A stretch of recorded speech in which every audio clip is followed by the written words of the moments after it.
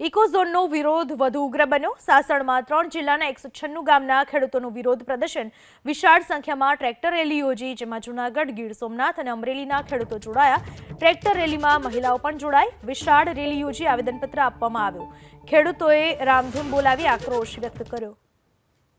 ઇકોઝોનનો વિરોધ વધારે ઉગ્ર બનતો જઈ રહ્યો છે। સાસણમાં 3 જિલ્લાના 196 ગામના ખેડૂતોએ વિરોધ પ્રદર્શન કર્યું।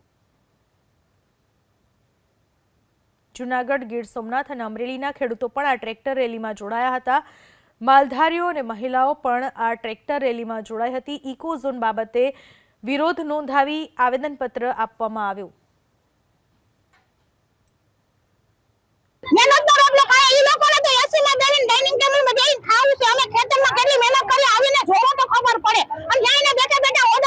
ખેડૂતોને પૂરેપૂરું નુકસાન કે આવ્યું છે।